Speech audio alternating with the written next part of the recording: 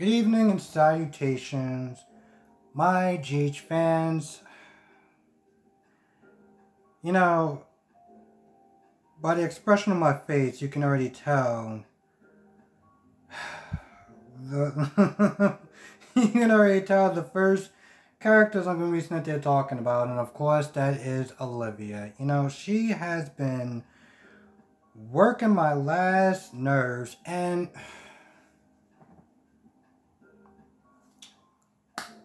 the thing is, I try to be somewhat fair and balanced. I always say try to be somewhat fair and balanced because let's be honest, we're human. You know, we're not going to always be 100%, but I do try to do my best. But here's the thing about Olivia. You know, when Robert comes in and the first thing that she says that just irks me, no, let's be honest, just pissed me off right off the bat, is, oh, I can't believe, you know, Ned punched you in the face over some innocent kiss. What the I just literally sat there, was like, wait, you still saying that? Like, is this chick serious? And you know, when Robert was there talking about you're practically using me, not in a bad way, maybe, but more in the way of, here's the thing. Olivia is that they're using Robert as some sort of escape, some sort of fantasy to not deal with Ned. You know? Oh, he's the adventure 007 guy and everything like that. And, you know, she was there talking about, oh, I deserve to laugh. I deserve to do this, that, and the third. I'm like, sweetheart, no one is there questioning you about that. But the guy literally just said that you're using him as an escape to deal with your real problems with Ned. And everyone can sit there and see that except for her. Now, you know, there was one part where they were talking and Olivia was there bringing up a bunch of past stuff that happened about how Ned used to sit there and put the company over his family.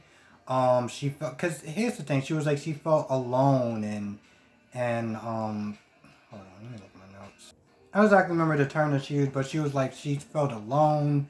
And then, you know, she brings up the whole Ned, you know, sleeping with Alexis. And, you know, even Robert was like, yeah, but I thought you forgave him about that. And she was like, well, I was working on that and I tried. I was like, what do you mean you was working on that and you tried? What does that mean? And don't get me wrong, here's the thing, I'm not mad at her necessarily if she couldn't get over it.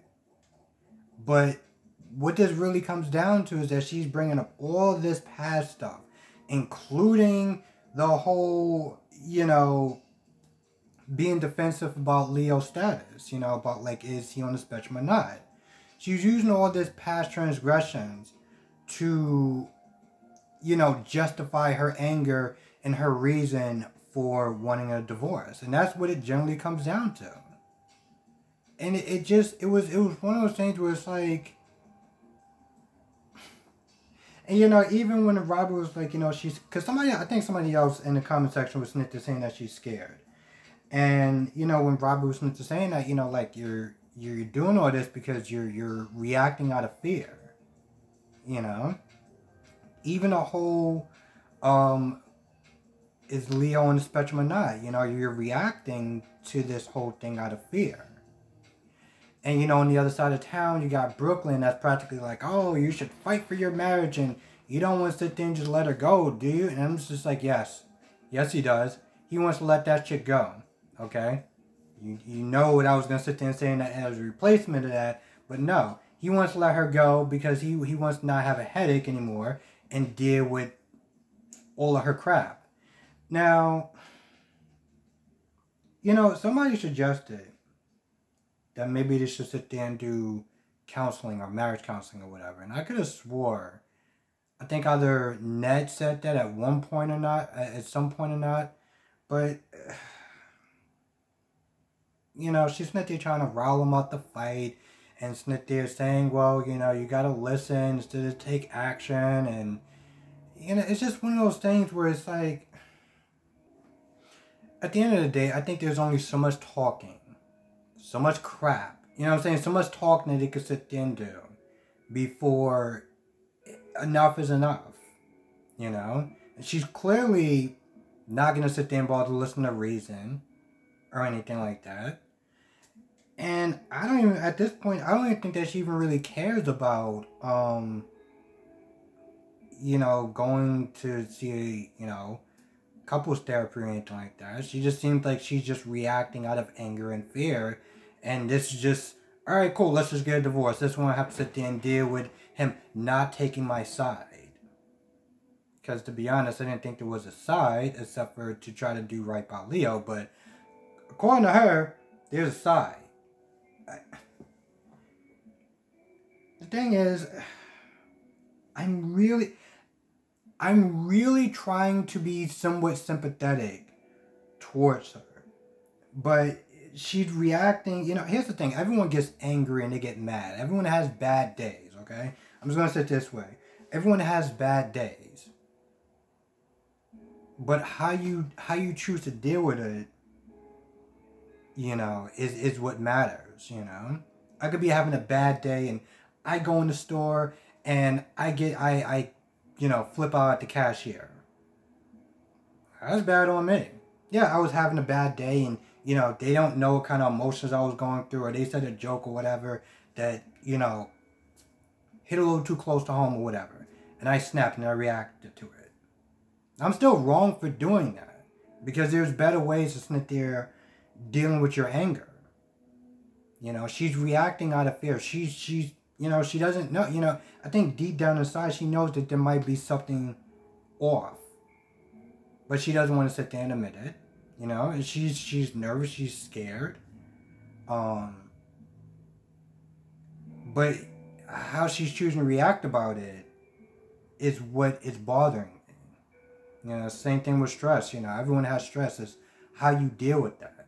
And she's doing it in the most poor, pissed way possible.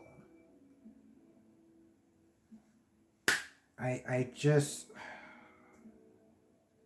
You know, I'm really sitting there trying to dig real deep and be like, well, you know, I understand where Olivia's coming from. And I was like, I do, but at the end of the day, it's how you handle it.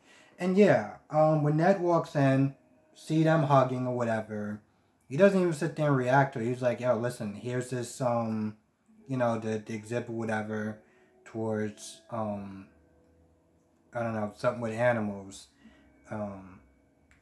donating cause and stuff like that. Something along those lines. He's like, here you go, you know, because he knows that means a lot to her. And it means a lot to me too, as far as animals and stuff like that. But the point is, you know, he gives it to her, he just walks off. He was like, hey, listen, there's a show. You know, if you want to sit there and come to it tonight, you know, it's be nice to see you or whatever. And he walks off and, you know, she just has that look on her face.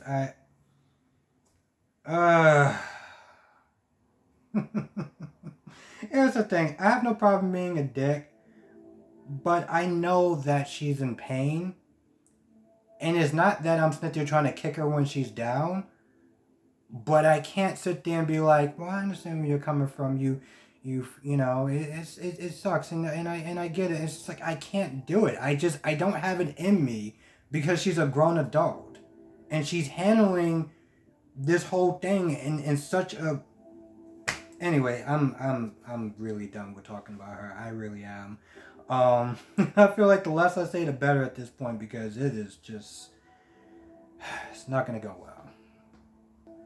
Now, Portia talks to Curtis about, you know, what could be going on as far as, you know, Link or whatever. Like, you know, is he associated with the mob or whatever? You know, he's just... At this point, they're just kind of grasping at straws. But what he does is he wound up calling up Link. Yeah, that's his name, Link. Why does he actually have to have the same name as a Nintendo character that I like? Anyway, he calls him up or whatever, and he's like, hey, listen, you know, I really appreciate what you did. And, you know, I think we can have a really good partnership. You know, like, why don't you come over? We can sit there and just, you know, iron out the details towards our next venture. So Link comes over, And, you know, once again, he tries to butter him up or whatever. And then, you know, he's just like, all right, listen, I want to know what's going on. Because it's just kind of a coincidence that everyone just kind of dropped out and you're just here. You know, because he felt like, he pretty much was like, you know, who you working for? You working for the mob? Who you working for? He's like, oh, I'm not. He was like, no, I'm not working for the mob. What are you, nuts? What are you, crazy? He was like, okay, you're not working for the mob, but you're working for somebody. Who you working for? And, you know, he's like, hey, listen, I can't say, you know, like, I just, whatever. So at this point, he practically grabs him by the collar, you know, just the tough guy thing or whatever. He's like, I want to know who you're working for. You're like, give me an answer. And, you know, the creepy old guy walks into the club and he was like, yo, beat it. Get out of here. And he leaves. So at this point, you know, Courage was like, all right, now I got my sit down with you. Now you've been wandering around town. You've been talking to other people, my family, TJ, Portia. Like, all right, now it's the time. Now we're going to sit there and talk. And to be honest, I'm really looking forward to Monday because I wanna actually see what this is about. Like, who is this guy? So I'm really interested to find that out. Oh, Esmere and Trina once again go at it. So, you know, after Trina was sitting there talking to Ned, you know, she's sitting there working on something, and Esmere comes in, and Esmere acts all fake or whatever, and she's all like, oh, you know, like, so, you know, after the gallery, whatever, you know, we're gonna be sitting there doing some Disney Plus or whatever, and I'm just like,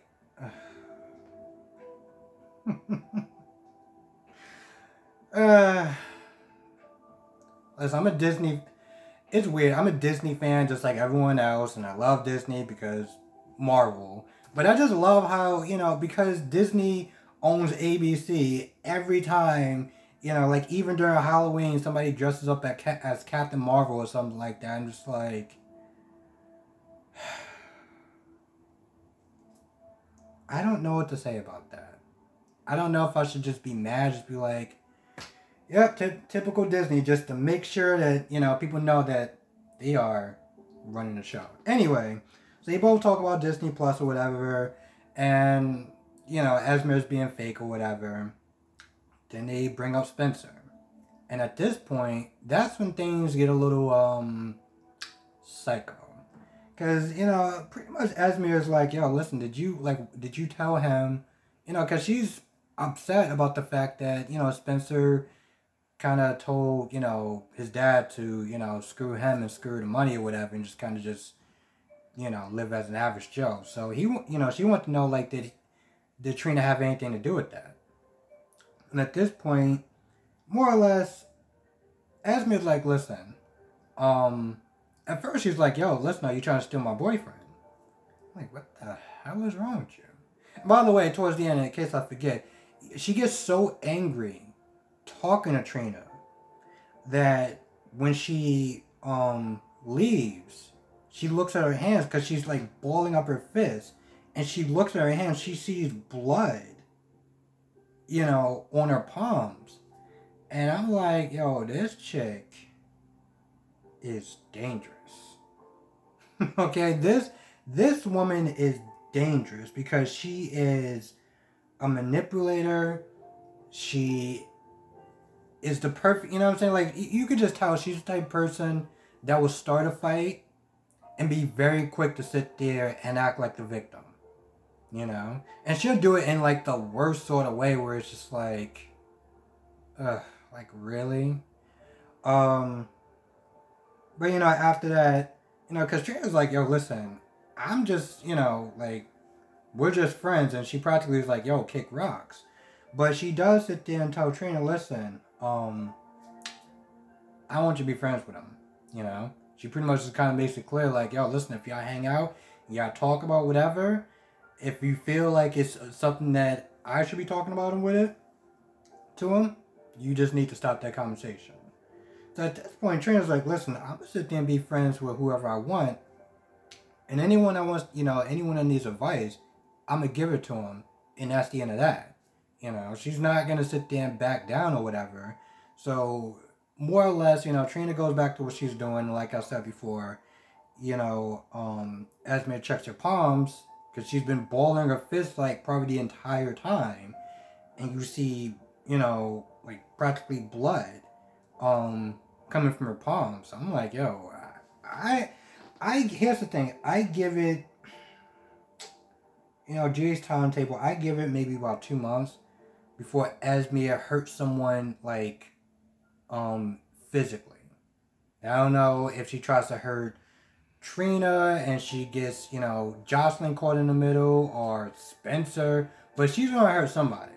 Okay, she's either gonna hurt somebody or she's gonna, activate Ryan, or they're gonna be doing something. But I give it about, like I said, 2 months, probably towards around, Christmas, Hanukkah, around that time, where she decides that she wants to do something. So I'm gonna give it around that time. So question, did anyone actually like the Spencer and Sunny talk? I mean, I didn't think it was a bad talk, but I also felt like it was just like, it was interesting because it's nice seeing Sunny's relationship with Spencer, but all he pretty much was doing was telling him how to take responsibility. He's proud of him being the man. No shortcuts. You're not going to sit there and earn my trust overnight. Apologize to Ava.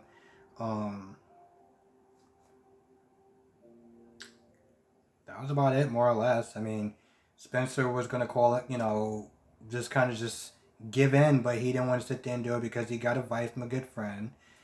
And that was about it, more or less. It wasn't terrible. It was great seeing them interact with each other.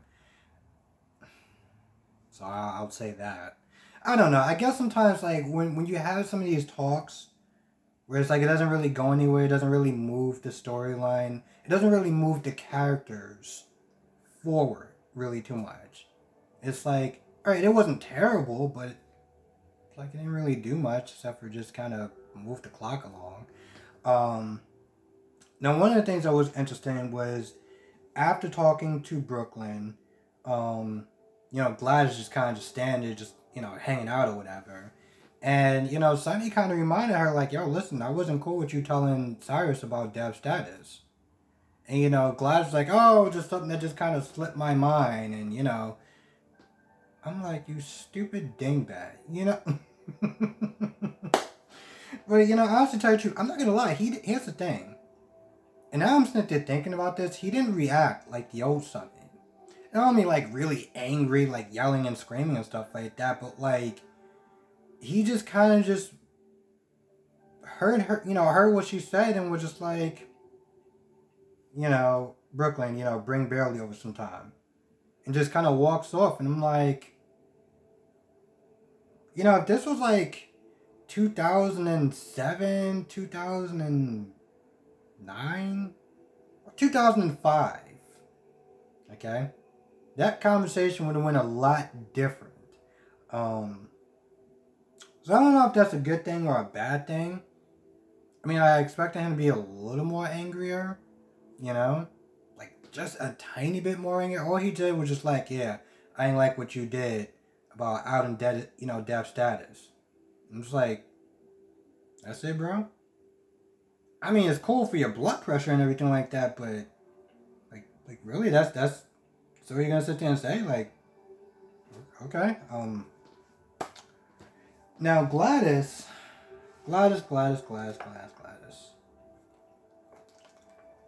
Talking to Valentine. And, he brings her in the room or whatever. And at first he tries to pump information from her the nice way. But then after a while, he was just getting a little kind of annoyed. And he was like, yo, listen, tell me what you had to sit there and tell me about Brooklyn. Because he was in the he was in the room. He was in there thinking about what Austin said as far as, Brooklyn trying to scam him or whatever. So after a while, he was like, yo, listen, why don't you tell me? Like, you had to tell me something about Brooklyn. Tell me what it is. Because here's the thing. I can be very nice, and I can be very mean. And practically, depending on what your answer is going to be, kind of depends on your future. And so he starts to intimidate her. And, you know, she gets uncomfortable, whatever, but she still clams up right into the point where Chase comes in the room. And she just runs on out of there. So Chase, you know, talks to Brooklyn. I mean, Chase talks to Maxie and Austin. Once again, Maxie's being super defensive and is all like, oh, don't sit there and harass Austin. I'm going to have to sit there and tell my dad. Okay. Now, I get it. I do. She's pretty much trying to cover her ass. And for good reason. But this is one of those things where it's like, the wheels is just slowly starting to unravel. And she doesn't really sit there and say too much. But Austin's like, you know what, listen, I want to sit there and do what I can to help you find this child. Because, you know, I want to, like, see this whole thing to the end, you know. So, you know, at one point, even, you know, Max was like, no, you don't have to do that. I mean, you know, don't let him bully you, pretty much. But after he gets done talking to them, he goes and talks to Valentine.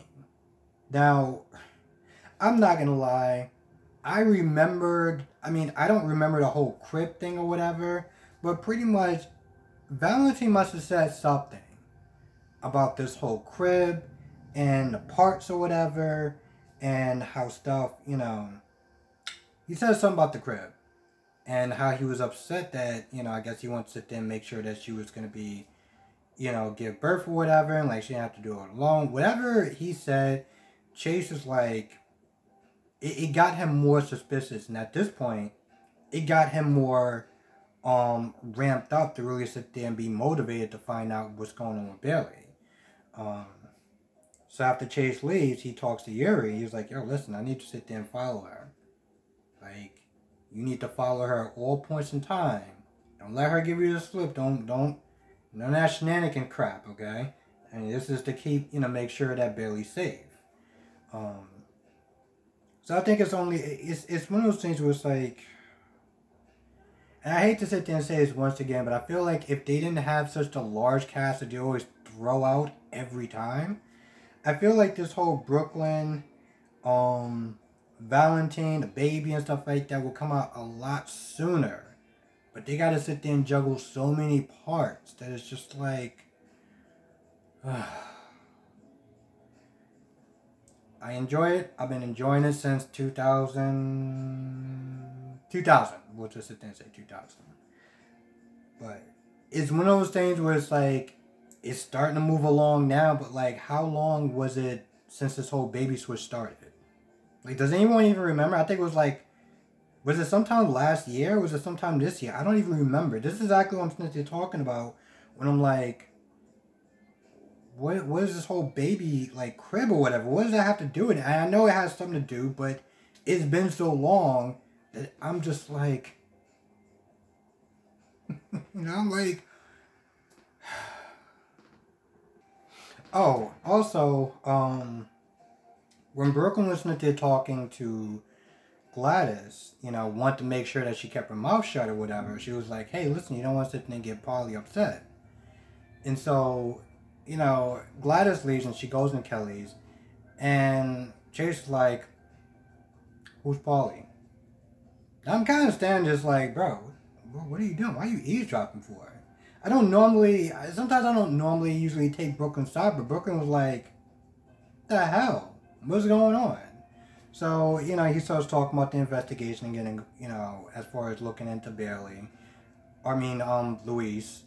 And once again, it just gets Brooklyn all nervous again. And I'm like, this whole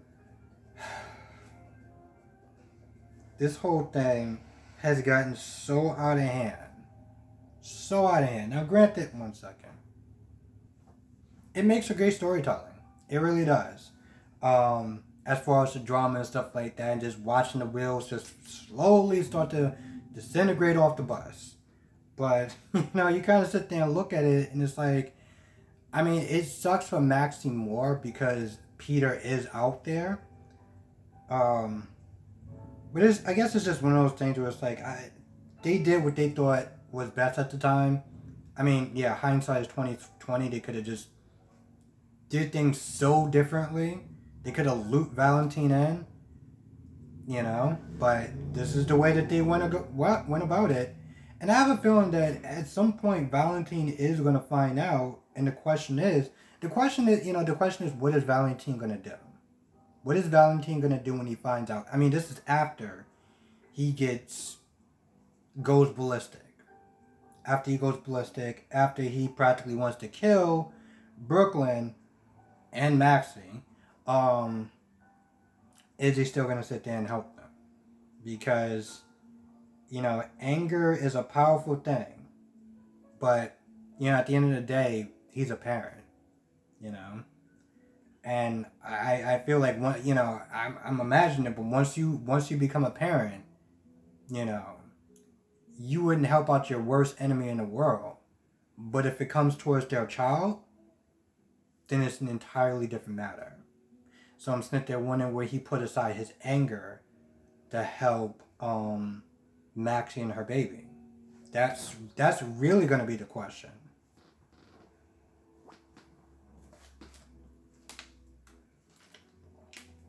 I think that's about it. And I just want to sit there and say this, I just want to thank everyone for watching. I know I always sit there and say that, but it means a lot. It means a lot. People, tune in and stuff like that, even when it comes out but later than, normal and stuff like that. Because, I mean, like I said, I do want to get to a point where I'm able to be more consistent as far as the time I put out my videos. Because I always sit there and look at it and it's like, when I first started doing it, and I started to see the numbers to GH, I would put them up GH review first, and then Days, and then, then Bold and Beautiful, whatever. But, the reason why I actually put out my reviews a little bit differently now is because I watch my reviews, like I watch GH on my phone. But throughout the day, I'm usually using my phone. So by the time I get home, my battery is low. So I always sit there and watch Days, watch Days on here. I'm not going to sit there and say, wait, about watch Days on here. So it's just more easier to put out Days first. While I'm charging on my phone to sit there and do, get ready to watch GH. But again, I do want to sit there and get to a point where, I start to make more money off of this than do, my other job. And this way I could sit there and just be home and I could just, in all honesty, I think it's probably still will wind up being the same just because Days come out first and then Bold and Beautiful and then GH. But I think my point is what I'm simply trying to say is that I do want to get to a point where it's just more consistent. Even just as far as time or whatever comes out first. As far as time goes. But I just want to sit there and thank everyone for just still watching, even when it doesn't always come out first. Because this is, honestly, to tell you the truth, like I said, the best part of my day. Because I can sit there and just have a crappy day dealing with entitled people and dingbats and just some very interesting people. That gives me a headache and it stresses me the hell out. But when I get to sit down and this is going a little bit over time, 20 minutes, 11 minutes, 30 minutes, it's just a great time. And it's just, I have so much fun doing it. And it's just something I never thought, I always say I never thought I was going to sit there and be doing videos and stuff like that. So, the fact that I'm doing it, the fact that people actually watch and is so supportive and nice and just kind, it blows me away. And it, not to get into, This Is Us teary-eyed, but, I just want to sit there and say it means a lot. So, with that being said, I'm going to go. I want to thank everyone for watching. Be safe. I hope everyone has a great weekend. I hope everyone has a safe weekend because, like I said, it's been a Wild West out there lately. And I really do appreciate and love each and every single one of y'all that watches my videos, and so you know, and I also want you back here Monday so we can sit there and talk about all the crazy stuff that's going on, especially with Curtis and this mystery man that everyone's assuming that's his dad at this point. Which would be interesting if it wasn't. I mean, yes, most likely it is, but anyway, with that being said, I'm gonna go. Thank you for watching, be safe, and I will see you in the next video.